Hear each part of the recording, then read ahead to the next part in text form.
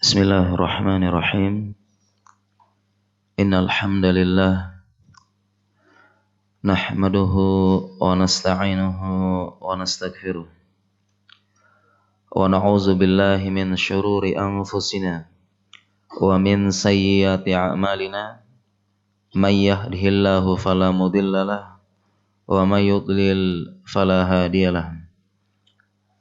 Asyhadu an la ilaha illallah wa asyhadu anna Muhammadan abduhu wa rasuluhu la nabiyya ba'd.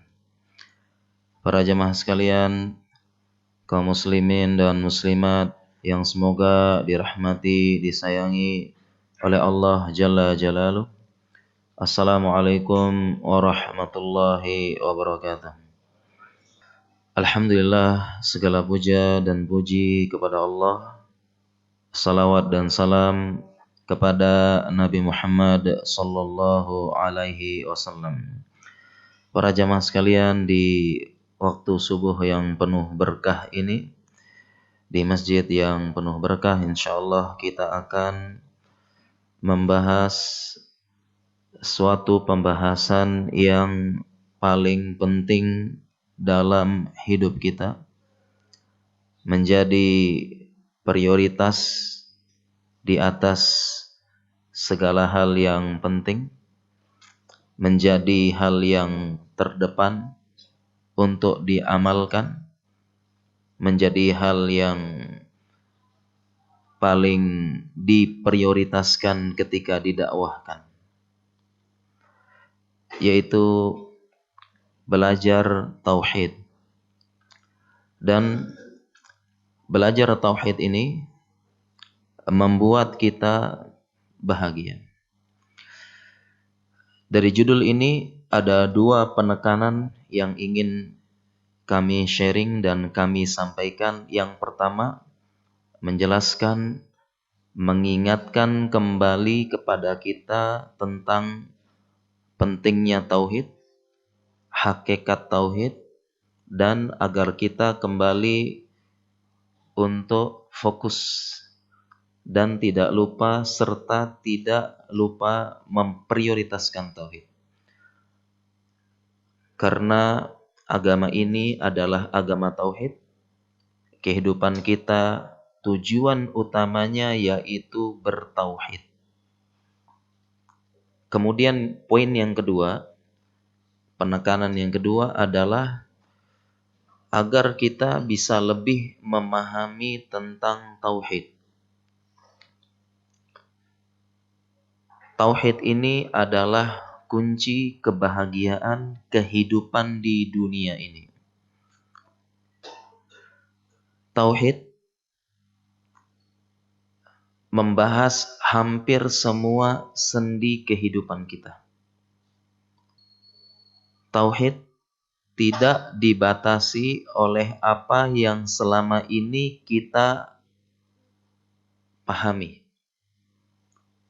Bisa jadi, ini mohon maaf para jemaah, bisa jadi selama ini kita hanya memahami tauhid itu yang penting tidak syirik, yang penting tidak menyekutukan Allah, kemudian selesai.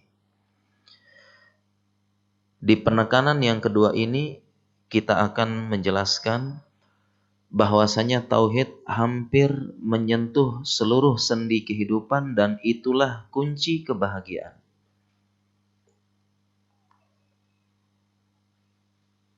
Tauhid mempelajari bagaimana keimanan seseorang. Tauhid mempelajari bagaimana hubungan dengan Allah. Tauhid mempelajari bagaimana hak-hak Allah yang harus kita tunaikan di muka bumi ini. Tauhid mengajarkan seseorang bahagia dan tawakal. Tauhid mengajarkan bagaimana suatu kampung makmur sekaligus berkah. Tauhid mengajarkan seseorang terus bekerja. Solusi pengangguran di negeri ini adalah tauhid. Tauhid juga mengajarkan berbagai macam sisi. Dalam tauhid pembahasan yang sangat luas, diajarkan macam-macam cinta, diajarkan macam-macam takut, diajarkan kita hanya berharap kepada Allah, diajarkan kita menggantungkan diri kepada Allah, mengajarkan kita memprioritaskan Allah dalam segala sendi kehidupan, dan itu adalah sumber kebahagiaan. Ada 2 poin tadi yang kita maksud dalam judul kajian kita, belajar tauhid membuatmu bahagia. Para jamaah sekalian yang dirahmati oleh Allah Subhanahu wa taala, di poin yang pertama, maksud kita agar kita kembali lagi fokus kepada tauhid yang merupakan tujuan utama kehidupan kita. Wa ma khalaqtul jinna wal insa illa liya'budun. Tidaklah aku menciptakan jin dan manusia yaitu untuk menyembah kepadaku, ay yuwahhiduni, yaitu mentauhidkan aku. Dan yang dimaksud dengan tauhid adalah menunggalkan, mentauhidkan dalam hal-hal yang menjadi hak prerogatif Allah. Menunggalkan apa yang menjadi hak kekhususan Allah. Hanya Allah yang berhak. Tidak boleh diduakan dan tidak ada campur tangan manusia dan makhluk apapun dalam hak Allah tersebut. Ini yang dimaksud dengan tauhid. Dan hak Allah ini sangat banyak. Tidak seperti yang kita bayangkan, yang penting tidak syirik, tidak nyembah patung, tidak memberikan sesajen, tidak memberikan sesembahan, tidak berdoa kepada kubur. Tidak hanya di situ pembahasan tauhid, tetapi sesungguhnya dia sangat luas. Contohnya misalnya ada hak khusus Allah dalam penamaan.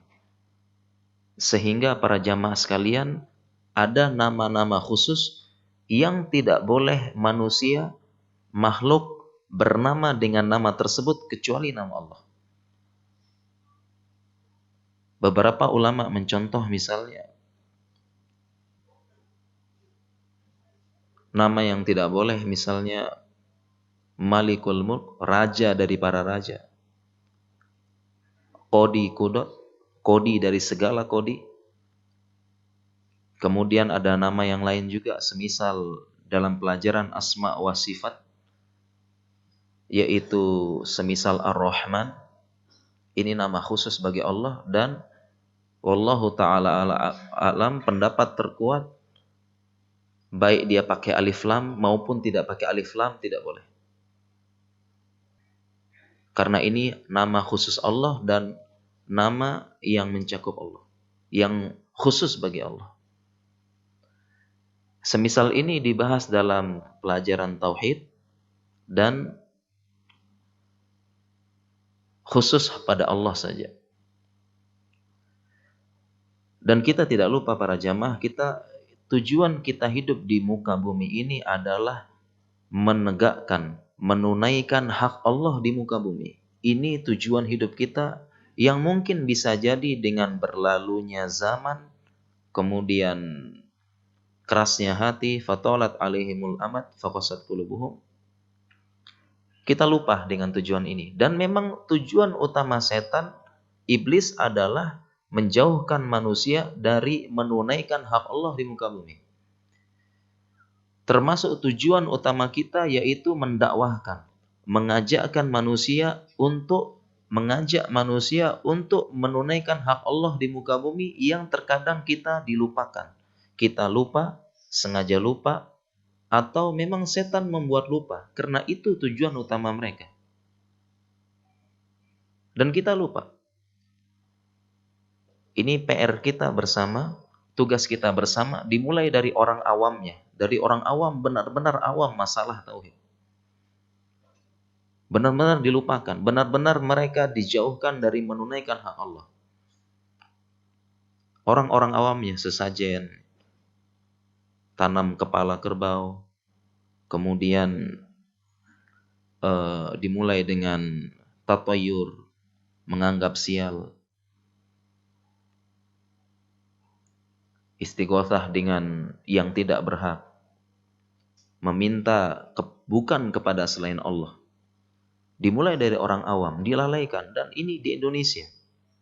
Tugas kita bersama perjalanan dakwah yang cukup panjang. Tidak hanya itu para jamaah sekalian, kita pun yang sudah belajar agama, yang alhamdulillah sudah mendapat hidayah, yang kita katanya ini orang ngaji, kita yang sering bolak-balik ke masjid, kita pun juga sama. Kita pun juga lalai terhadap dakwah tauhid. Para jamaah sekalian, bagaimana bentuk lalainya? Yang pertama, disibukkan dengan yang lain. Kita bisa lihat ya, di antara kita mungkin sudah ada yang mendapatkan hidayah 5 tahun, 10 tahun, belasan tahun, atau sudah puluhan tahun sudah mendapatkan hidayah sunnah, sudah mendapatkan hidayah. Tetapi telah berlalu 5 tahun, 10 tahun, 15 tahun, ternyata kitab dasar tauhid belum tuntas dibahas, belum selesai. Semisal Qawaidul Arba, Uthul Salasah, atau Al-Wajibat. Sudah 10 tahun belajar agama, sudah 15 tahun belum tamat. Belum tamat. Contoh Usul Salasah merupakan akidah yang sangat dasar, bekal kita menjawab 3 pertanyaan kubur. Dan di situ dijelaskan panjang lebar. Dijelaskan bagaimana hak-hak dasar dalam Islam dan hak Allah tentunya. Ini baru kita berbicara kitab-kitab dasar. Belum yang lanjutannya. Semisal Kasyfus Subhat, semisal Kitab Tauhid, dan kitab-kitab akidah yang lain, akidah Tahawiyah, dan sebagainya. Kita belum membahas. Padahal pembahasan Tauhid sebagaimana yang kita ajarkan tadi, luas. Dan kita pun dibelokkan oleh setan dari belajar kita dan prioritas dakwah kita. Kita pun yang sudah ngaji ini, yang sudah mendapatkan hidayah, dilupakan. Kita bisa melihat fenomena semisal ada pembahasan tauhid,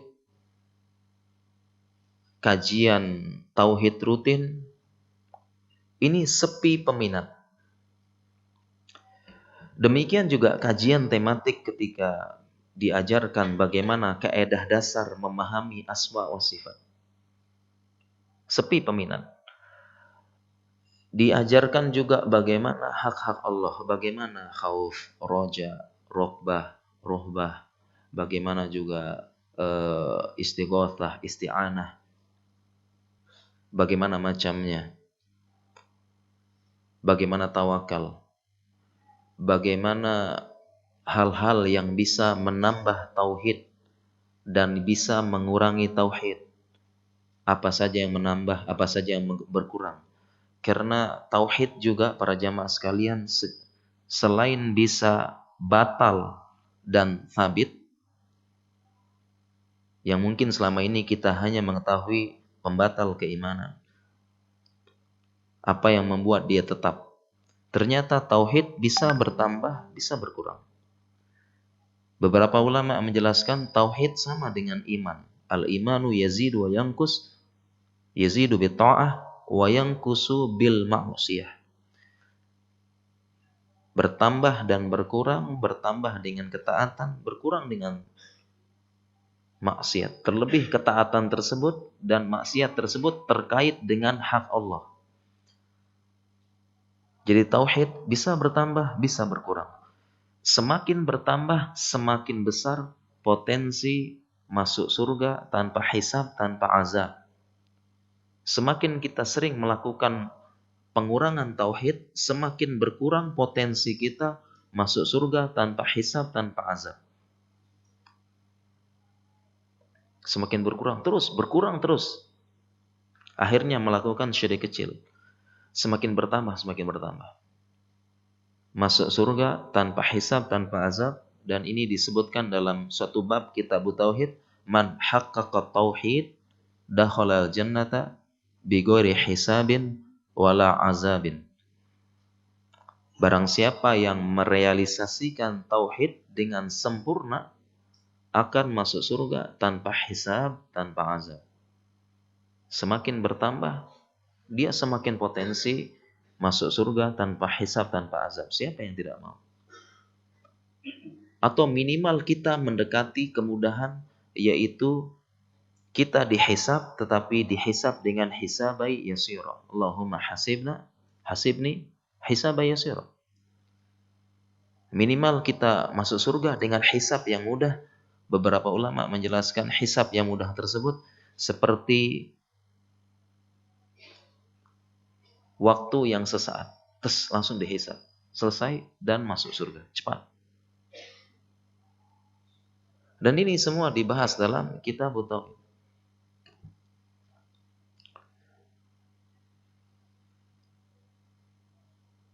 Pembahasan tauhid bisa jadi sepi peminat, tetapi para jamaah sekalian, ketika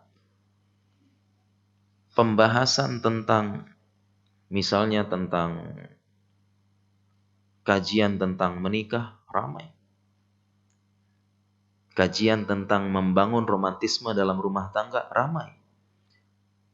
Kajian tentang parenting, membuat anak pintar, cerdas, patuh, ramai. Kajian tentang fikih muamalah agar dagangnya rame, agar berkah, agar perdagangannya sukses, ramai. Ketika kajian tauhid sepi, membahas hak Allah sepi, kajian tentang solat, fikih solat dan wudhu serta taharah, yang solat ini merupakan hak terbesar Allah di muka bumi setelah tauhid, sepi. Para jamaah sekalian, kita perlu introspeksi, termasuk saya pribadi. Jangan-jangan selama ini kita mengaji tujuannya dunia. Kita mengaji mencari yang menguntungkan dunia kita. Mengaji fikih muamalah rame. Kenapa? Karena ingin bisnisnya rame, berkah, dan tentunya sukses. Parenting anak rame sekali. Kenapa? Karena ingin anaknya rajin di dunia, rajin dan sebagainya. Menikah apalagi. Rame. Jangan-jangan karena itu semua ada keuntungan dunianya, itu kita cari.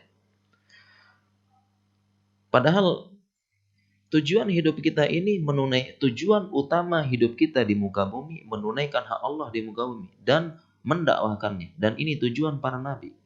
Tujuan para rasul diutus. Tujuan para nabi diutus mendakwahkan tauhid di muka bumi, menunaikan hak Allah di muka bumi.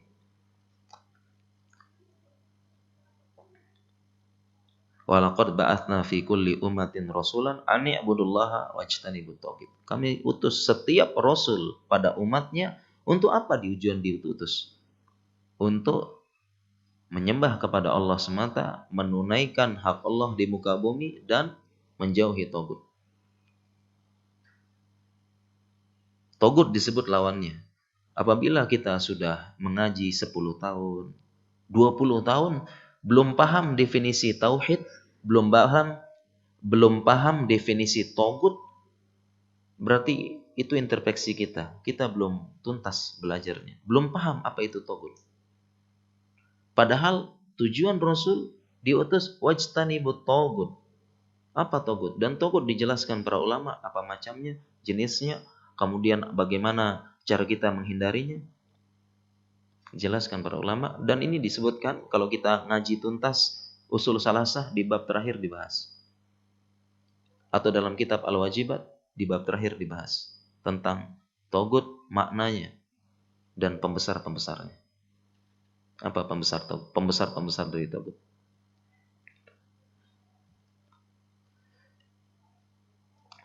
Para jamaah sekalian, apabila kita tidak memprioritaskan tauhid dalam hidup kita, sesungguhnya kita belum tahu apa itu hakikat tauhid. Kenapa manusia, orang awam, terlebih-lebih kita yang sudah ngaji lama, tidak tertarik dengan tauhid, tidak tertarik dengan mendakwahkan tauhid, menunjukkan kita belum paham sesungguhnya apa itu tauhid. Apabila kita sudah paham apa itu tauhid, keutamaannya,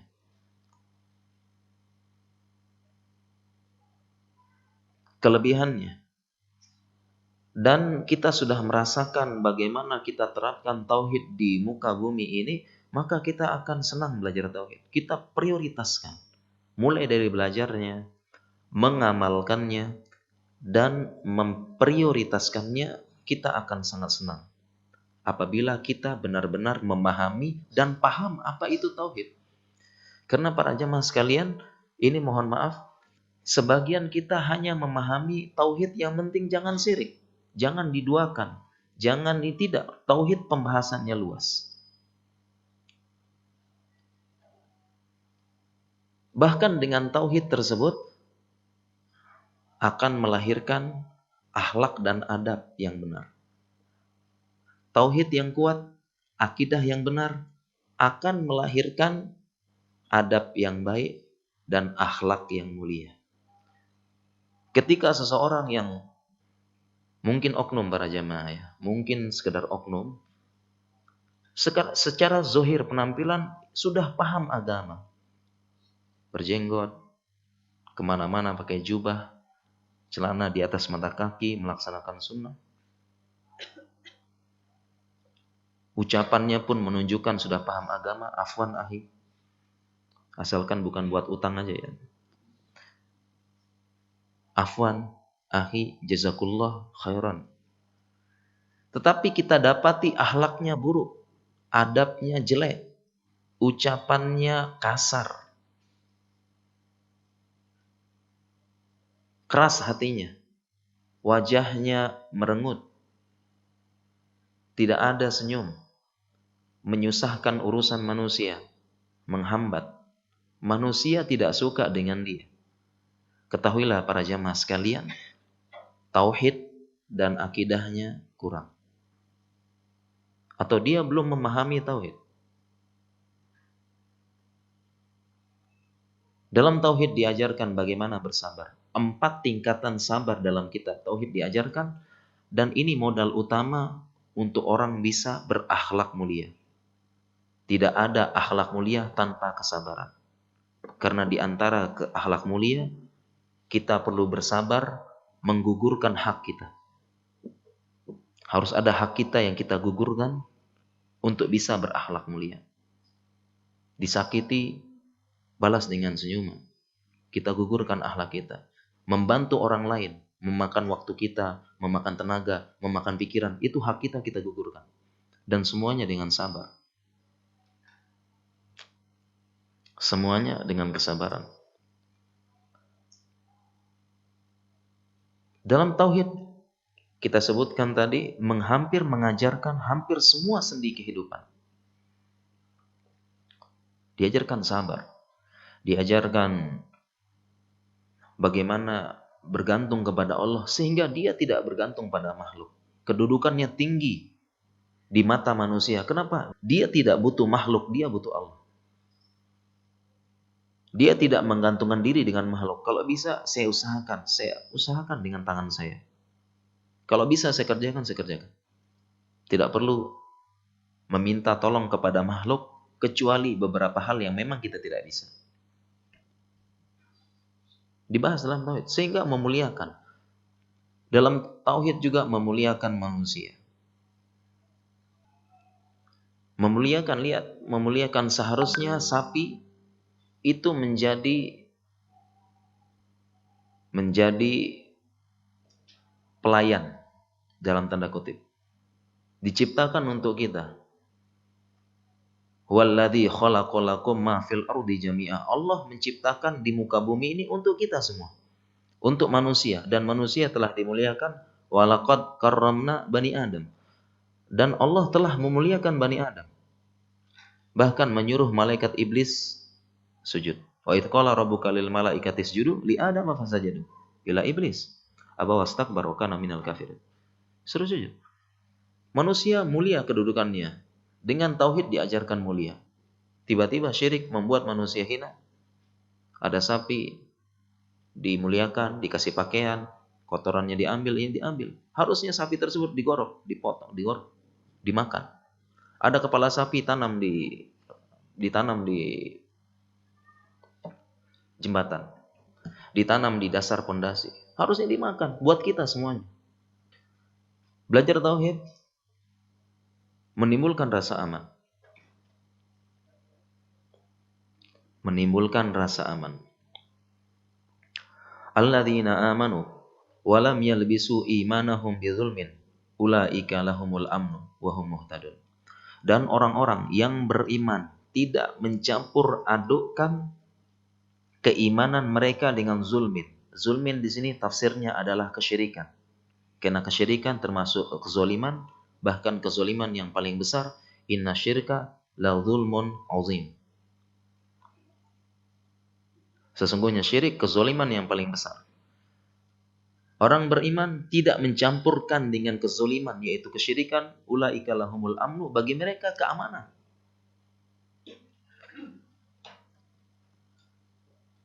Jadi yang membuat tidak tenang makhluk manusia adalah kesyirikan.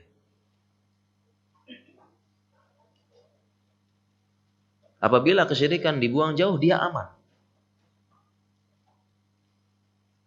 Dia aman. Apabila kesyirikan dibuang jauh, kemudian dia menunaikan hak Allah di muka bumi, dia merasa aman. Itu janji Allah. Lihat orang yang melakukan kesyirikan, dia akan berangkat, keluar. Kemudian dia melihat burung gagak, tidak jadi berangkat. Seorang ibu yang sedang memasak di dapur, sedang tertawa, sedang senang menunggu suami pulang, jatuh cicak di sampingnya, langsung deg-degan. Jatuh cicak di sampingnya, deg-degan, jangan-jangan ada apa-apa, jangan-jangan ada apa-apa, takut.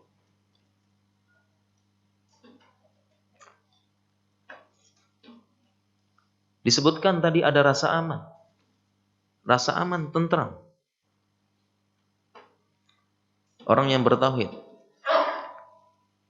Dan ini janji Allah bagi orang yang beriman dan bertauhid, yaitu kata yang diulang-ulang terus dalam Al-Quran, yaitu wala khaufun alaihim wala hum yahzanun.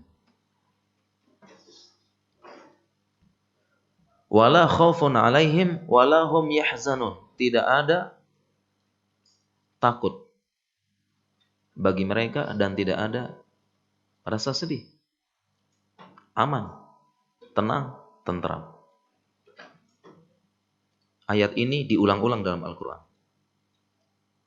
Contoh ayatnya lagi, innalladzina qalu rabbunallahu tsumma istaqamu tatanazzalu alaihimul malaikatu alla takhafu wa la tahzanu wa abshiru bil jannati allati kuntum tu'adun.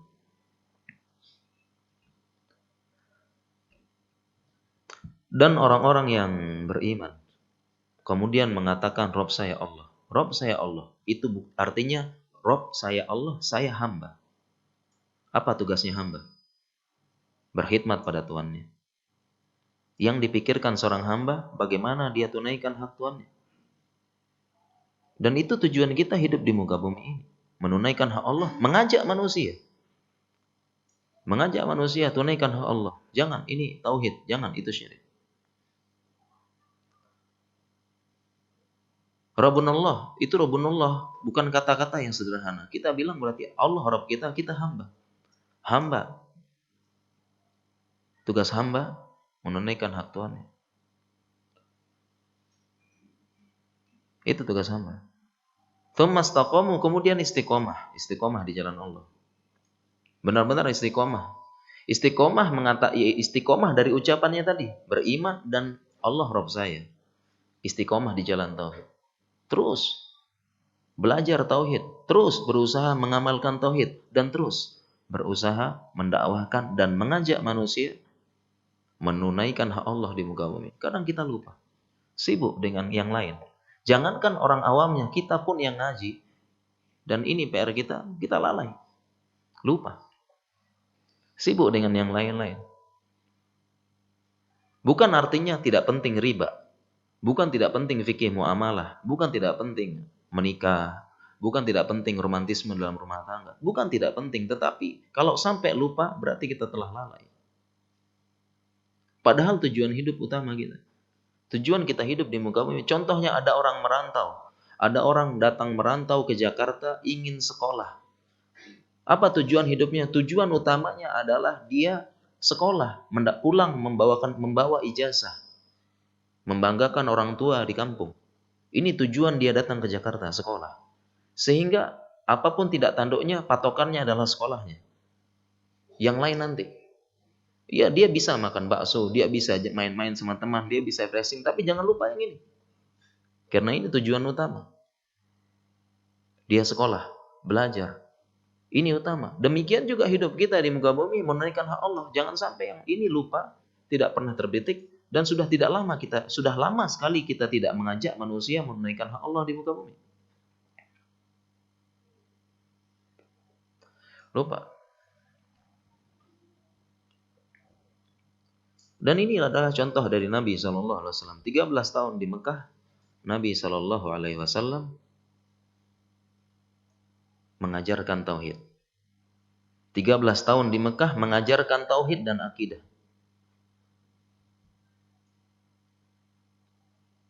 Mengajarkan tauhid dan akidah. 13 tahun di Mekah. Apa hak Allah? Apa akidah yang benar? Diajarkan di Mekah 13 tahun, dan selama 13 tahun di Mekah belum ada syariat yang turun. Belum ada syariat. Maksudnya syariat taklif, beban taklif bagi manusia. Belum ada yang turun kecuali sholat. Jadi selama 13 tahun di Mekah belum ada kewajiban puasa Ramadan. Belum ada kewajiban zakat yang sempurna. Dengan sempurnanya Ramadan belum ada. Belum ada bahkan syariat jihad. Belum ada saat itu di Mekah 13 tahun. Murni Nabi SAW mengajarkan tauhid dan akidah yang benar kepada sahabatnya. Yang ada adalah syariat sholat. Itu pun turun di akhir-akhir tahun sebelum hijrah. Saat itu pun sholat tidak seperti sekarang. Sholat saat itu boleh mabuk. Datang mabuk boleh. Boleh berbicara saat itu sholat. Dan masih 2 rakaat. Masih 2 rakaat. Belum sempurna. 13 tahun. Kemudian baru hijrah ke Madinah disempurnakan semua syariat taklif beban tersebut. Tauhid. Baru hijrah. Tauhid dulu baru hijrah. Oleh karena itu apabila ada kita, saudara kita hijrah, saudara kita bertaubat, hijrah. Inni muhajirun ila Rabbi, sesungguhnya aku hijrah kepada Rabbku. Bahasa keren, bahasa taubat zaman sekarang, hijrah. Maka dia tauhid dulu, baru yang lain. Tauhid dulu, hijrah tauhid dulu. Belajar, duduk, tauhid. Apabila ada saudara kita hijrah, pertama tauhid dulu, jelaskan keutamaannya apa dan sebagainya. Tauhid dulu, nanti ya. Yang lain nanti. Yang lain prioritas kedua. Karena tauhid prioritas pertama. Bukannya setelah hijrah malah mencari eksistensi, mencari ketenaran, sibuk posting sana, posting sini. Tauhid dulu. Sehingga tidak jarang kita temui orang-orang yang gagal hijrahnya dan hijrahnya luntur di persimpangan jalan dakwah, hilang. Tidak terdengar kabarnya dan tidak terlihat lagi di peredaran masjid dan dakwah. Hilang. Terdengar berita kembali ke lumpur maksiat dan kembali berkumpul dengan teman-teman yang jelek dahulu. Karena tidak tauhid dulu belajarnya. Tidak paham bagaimana dia hak-hak Allah di muka bumi dan membuat dia bahagia. Di poin pertama ini para jamaah sekalian kita tekankan bagaimana kita agar kita kembali ke tauhid. Ini jalan utama kita. Manhaj salaf, dakwah tauhid. Jangan lupa. Jangan kita lalaikan. Kalau kita melihat perhatian para ulama, para jamaah sekalian, perhatian ulama terhadap tauhid luar biasa. Luar biasa.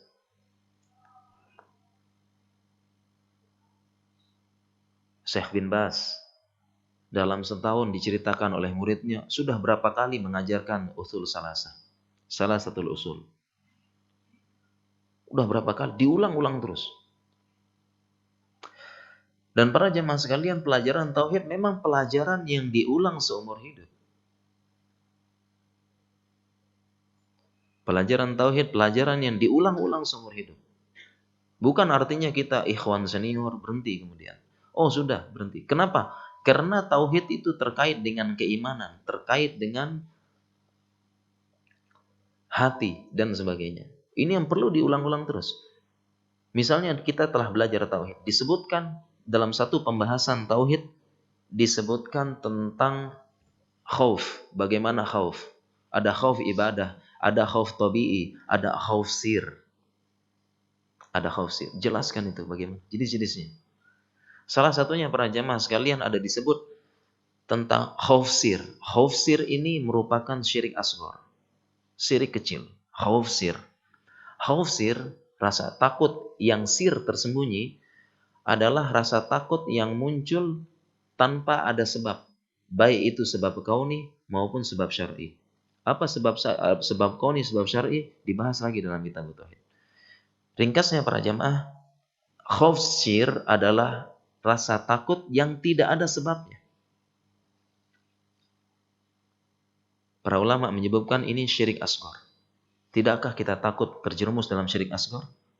Memupuskan harapan masuk surga tanpa hisab, tanpa azab, atau memupuskan harapan kita dihisab dengan hisab yang mudah. Contoh khauf sir. Bagi mereka yang sudah paham, dan kita sudah paham insya Allah, di kuburan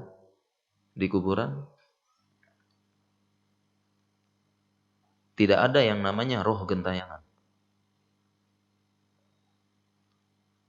Tidak ada roh gentayangan.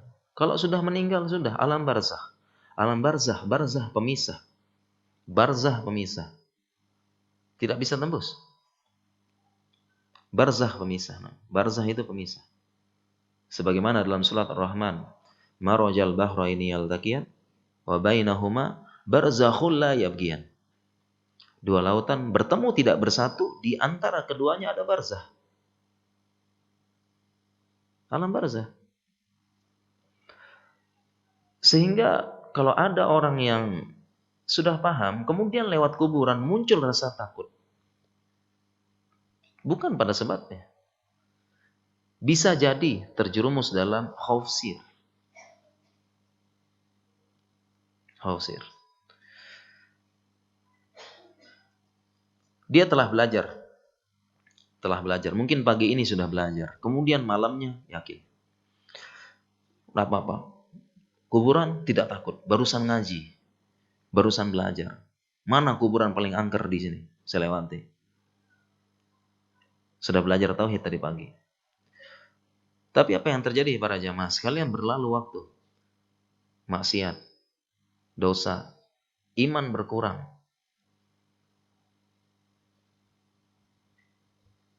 Lama-kelamaan, bisa jadi setelah melewati kuburan takut lagi.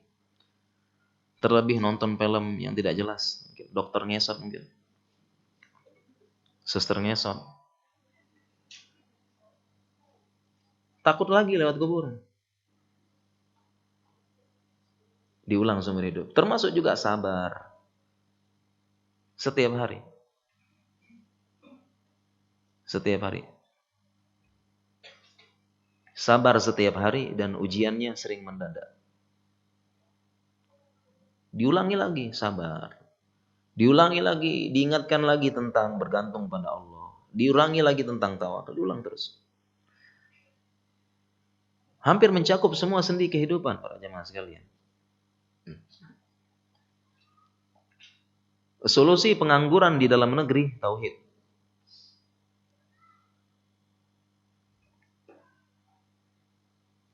Berbagai macam teori pengangguran. Lapangan kerja susah.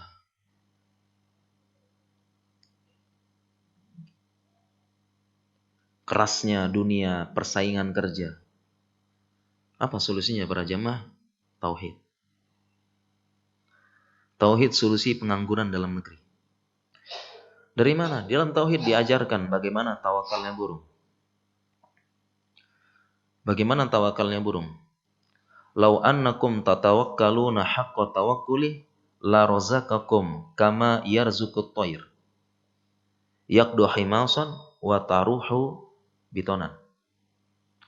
Seandainya kalian bertawakal dengan tawakal yang sungguh-sungguh, yaitu tawakalnya burung, Allah akan memberikan rezeki kepada kalian sebagaimana Allah memberi rezeki burung. Dia pergi dalam keadaan perut kosong, pulang dalam keadaan kenyang.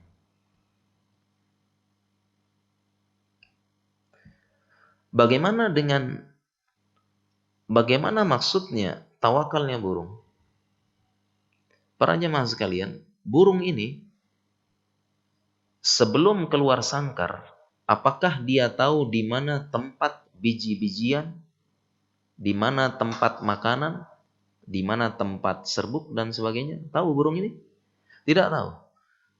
Sekiranya dia menandakan, oh di sana, bisa jadi telah hilang, dimakan burung yang lain dan sebagainya.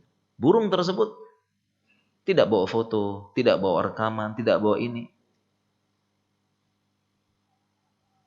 Apakah burung bisa merencanakan? Bisa rencanakan nanti. Saya pikirkan, saya analisis, saya ini dan sebagainya. Apakah burung merencanakan? Tidak. Tetapi dia selalu keluar sangkar, perut kosong, balik selalu kenyang.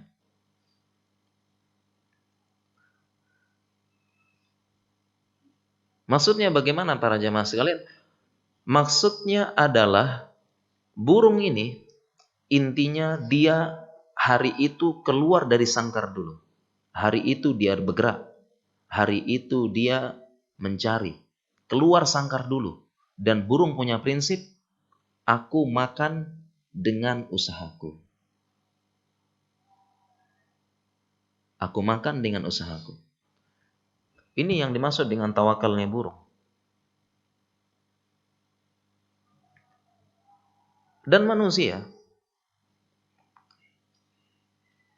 kalau dia paham pelajaran tauhid yang ini, tidak ada pengangguran di Indonesia ini. Manusia lebih cerdas daripada burung. Dia bisa merencanakan, melihat, menganalisis, bisa kerjasama, bisa bertanya, bisa meminta petunjuk, bisa meminta pengalaman manusia. Karenanya sangat aneh, ada orang yang dia merasa menganggur. Tidak ada kerjaan di rumah. Sedangkan dia masih muda. Masih kuat. Perjalanan hidup masih panjang. Di rumah. Dia kerja, lulus kuliah. Kemudian setahun menganggur. Kenapa? Tidak ada kerjaan. Apa katanya? Tidak ada pekerjaan, setahun menganggur di rumah. Makan, minum, update status, pergi jalan-jalan selesai. Masih mengandalkan makanan orang tua untuk dimasukkan di dalam perutnya. Setahun. Tidak ada kerjaan. Sulit, pekerjaan sempit, lapangan pekerjaan susah. Menganggur katanya. Subhanallah, ini kalah dengan burung. Kalah dengan burung. Pekerjaan sangat banyak. Mencari nafkah sangat banyak. Tidak mesti pekerjaan tetap, tetapi yang penting tetap bekerja. Pekerjaan sangat banyak, terlebih di Indonesia adalah negara yang luar biasa, sumber daya alam sangat banyak. Banyak yang bisa dikerjakan di Indonesia. Yang penting dia hilangkan gengsi, yang penting dia hilangkan persepsi bekerja adalah yang penting ngantor, duduk-duduk dan terima gaji. Dihilangkan perasaan gengsi, dihilangkan perasaan pokoknya bekerja itu harus 1 juta, harus 2 juta sebulan, tidak. Yang namanya pekerjaan bagaimana dengan tangannya dia tutup sumbal, dia sumbat perutnya. Sehingga orang yang bertauhid punya prinsip, hari ini saya harus makan, hari ini anak dan istri saya makan dari tangan saya. Entah apapun yang saya lakukan, hari ini harus saya. Bukan dia nunggu, menanti, diam, beku di rumah. Keluar dia. Keluar. Seperti burung, keluar dulu yang penting. Jangan di rumah, tidak ada kerjaan. Setahun, 2 tahun, tidak ada kerjaan katanya. Banyak kerjaan. Yang penting hari itu dia makan dari apa yang dia hasil tangannya. Sebagaimana Nabi SAW melihat ada orang pemuda datang minta-minta. Kemudian Nabi SAW, lebih baik kamu ambil kapak ini, kemudian ke gunung ambil tuh. Ke gunung potong, ambil kayu bakar, jual di sini. Setelah kamu jual baru kamu makan hasil tanganmu. Kalau manusia paham pelajaran tauhid ini, tidak ada pengangguran di Indonesia. Dia keluar dulu, banyak yang bisa dikerjakan. Banyak yang bisa dicari. Banyak yang bisa dikerjakan. Kenapa tidak banyak kerjaan? Karena tadi gengsi, pengen pekerjaan tetap, pengen langsung sekian juta per bulan. Tidak. Kalau sekedar dia bisa makan hari itu, banyak yang bisa dikerjakan. Yang penting saya makan diri sendiri. Masalah nanti lain. Inilah butuhnya tawakal. Ada orang dia stres, belum stres ya. Pekerjaan saya cuma bisa 50.000 sehari. Atau kalau kita di Jogja, cuma bisa 20.000 sehari bisa makan. Cuma 20.000 bisa makan, bagaimana 10 tahun lagi nanti anak saya sekolah? Menunjukkan tidak tawakalnya. Belum terjadi masa depan tersebut. Masih setahun lagi. Bagaimana nanti saya punya rumah? Belum. Masih lama. Dan betapa banyak orang yang bertawakal demikian. Mungkin pertama dia bilang saya harus kerja. Harus kerja. Apa yang dilakukan? Mungkin dia ambil pakaian, datang ke rumah-rumah, dia jual, ditawarkan. Hubungi saudara. Mungkin ada yang punya. Hubungin teman. Menjual apa yang bisa dijual. Hubungin. Bahkan dia bisa ke tetangga, ke teman, ke paman, ke saudara. Datang ke paman, apa kerjaan yang bisa saya kerjakan paman? Datang ke teman dekatnya, ada kerjaan saya bisa kerjakan. Dia bilang jangan pengangguran. Dan banyak Indonesia apalagi subhanallah, kali depan rumah disumbat sedikit, tanam kolam. Masih sulit lagi buat kolam, tanam lele. Masih lagi banyak di Indonesia. Jualan online. Pakai motor bisa cari rezeki. Kemudian dia bilang, pengangguran, tidak ada kerjaan, sulit. Menyalahkan semua orang. Negara susah, negara sulit. Solusinya tauhid. Kalau ingin negara ini tidak ada pengangguran, ajarkan manusia tauhid tentang tawakal. Tidak ada pengangguran di Indonesia ini. Demikian juga tauhid mengajarkan bagaimana negara menjadi makmur. Lau anna ahlal qura amanu wattaqu wa fatahna alaihim barakatim minas samai wal ardh. Seandainya penduduk satu kampung beriman, bertakwa kepada Allah Subhanahu wa taala, kami akan turunkan keberkahan dari langit. Kami buka langit keberkahan, bumi dan langitnya. Dibuka keberkahan dari Allah Subhanahu wa taala, dan tidak hanya berkah, tetapi juga makmur. Baldatun thayyibah wa rabbun ghafur. Tidak hanya dimakmurkan, tidak hanya dibuat makmur, tetapi berkah. Karena kalau sekedar makmur, Fir'aun memakmurkan Mesir, tapi tidak berkah. Kita punya negara tetangga. Makmur kata orang, tapi tidak berkah. Saya pernah ke Batam, kemudian berjumpa dengan beberapa orang-orang Batam tetangganya Singapura. Berjumpa dengan beberapa ikhwan, orang-orang yang mayoritasnya pernah kerja di Singapura. Katanya Singapura maju, kaya, dan sebagainya. Tapi dia katakan di sana, hanya di Singapura yang saya lihat orang tersebut, mereka berkejaran dengan waktu dan dunia. Sibuk mereka. Ada yang sambil jalan sambil pegang HP, koordinasi, jalan. Di lift koordinasi, di ini telepon pekerjaan, jalan. Dari kapan dia? Jam 3 pagi sudah bangun kerja sampai malam kerja. Itu di mana makmurnya? Di mana berkahnya di situ? Kalau hanya sekedar makmur, Firaun membuat makmur Mesir. Tapi kita butuh makmur, warabun ghafur. Berkah.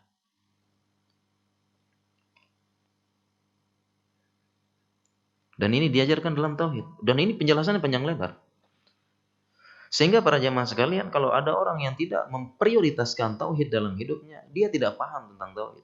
Belum tahu, tidak tertarik dengan tauhid, belum paham, tidak ngaji yang benar, tidak ngaji yang taksili, tidak ngaji yang dia bertahap.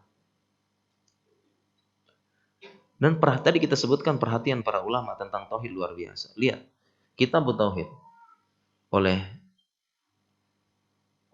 Tauhid disyarah oleh ulama di zaman ini dan tebal-tebal para jemaah sekalian. Kitab Tauhid disyarah, dijelaskan oleh ulama.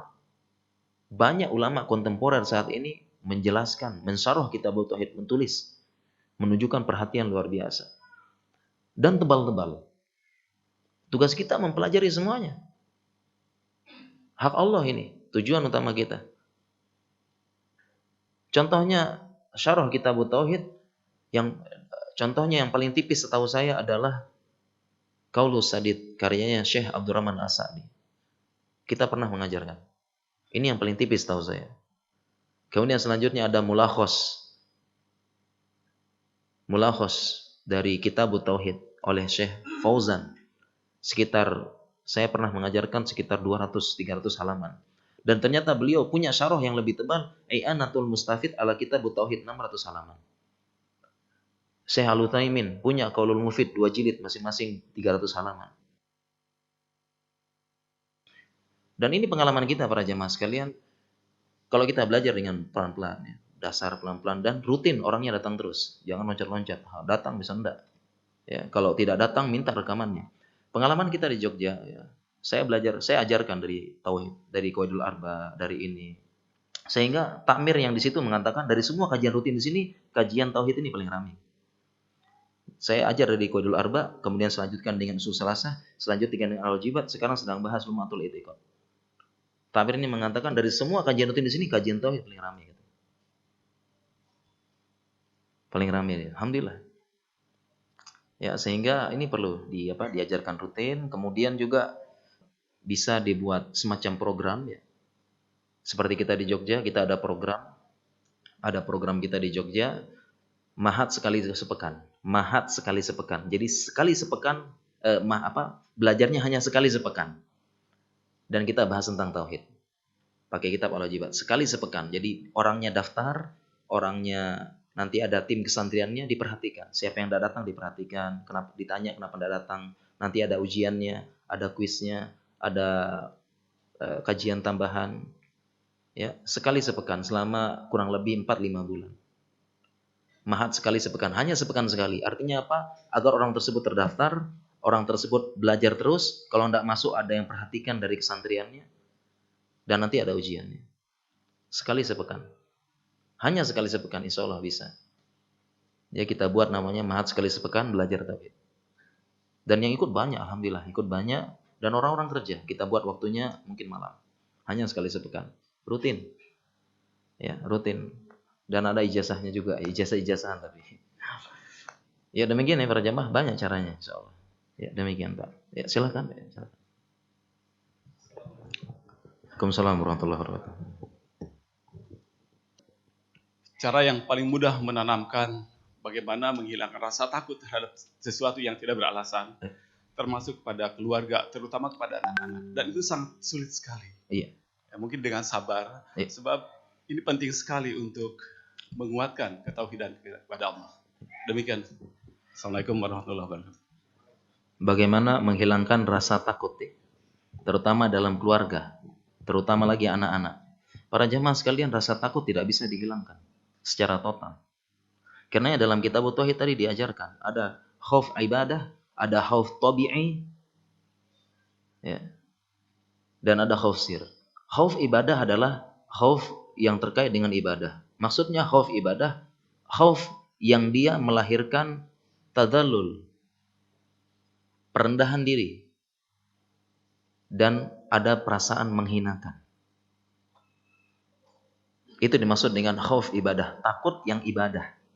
Jadi rasa takut yang muncul ini tidak sembarang takut, tapi muncul kehinaan, dia menghinakan dirinya, menghambakan dirinya. Itu khauf ibadah namanya. Ya. Itu khauf ibadah, rasa takut pada Allah.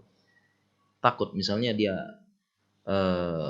takut Allah tidak peduli, takut Allah murka, dan takut doa tidak dikabulkan, bisa juga.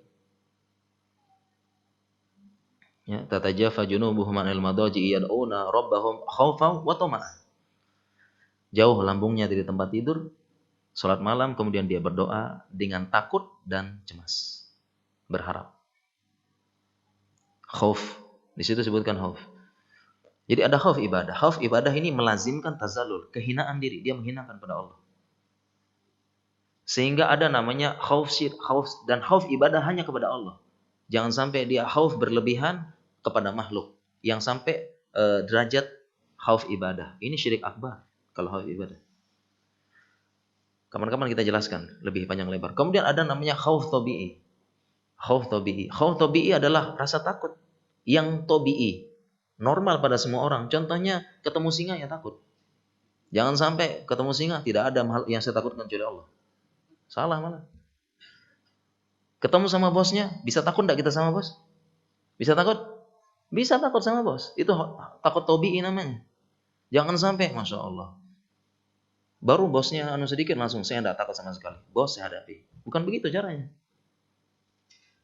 Jadi ada orang yang kebablasan, enggak paham tauhid.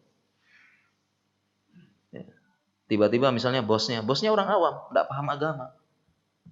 Dia bilang lanjutin pekerjaan kalian, sholatkan bisa nanti-nanti. Tiba-tiba tidak ada yang saya takuti di dunia ini, hanya Allah. Datang ke bosnya marah-marah, ngamuk-ngamuk, nyesel terus dipecat. Bukan begitu caranya. Tetap ada takut sama makhluk, tapi gimana? Musyawarah dengan bos saja, ngobrol baik-baik. Dan itu bukan khauf ibadah juga. Ada yang salah paham. Nah, ada khauf tabi'i, sehingga ada khauf tabi'i. Anak-anak takut gelap, khauf tabi'i. Jangan takut gelap, takut pada Allah. Bukan begitu. Khauf tabi'i. Anak-anak takut sama begini dan sebagainya. Jadi ada khauf tabi'i. Kalau khauf tabi'i normal, hanya saja jangan sampai berlebihan. Jangan sampai berlebihan. Ada khauf namanya khauf tabi'i. Sebagaimana Musa takut. Musa takut, ya, takut terhadap makarnya orang-orang Fir'aun dan bala tentaranya. Musa juga takut, disebutkan. Takut, ya. Masuk rasa takut dalam hati Musa. Kemudian ada khauf sir. Khauf sir intinya adalah rasa khauf yang dia tidak ada sebabnya, baik sebab kauni maupun sebab syar'i. Nanti dibahas insyaallah. Jadi bagaimana cara menanamkan? Jawabannya mungkin belajar dulu kita ya. Belajar dulu kitanya baru kita tahu jenis-jenisnya, dan intinya ada khauf tabi'i. Jadi kalau anak-anak khaufnya khauf tabi'i, udah wajar. Ditenangkan, diapakan dan sebagainya. Demikianlah insyaallah. Mungkin demikian para jamaah sekalian, kita coba sampai di sini ya, insyaallah mudah-mudahan ada waktu dan kesempatan bisa kita lanjutkan. Subhanakallahumma bihamdika asyhadu an la ilaha illa anta astaghfiruka wa atubu ilaik. Wassalamualaikum warahmatullahi wabarakatuh.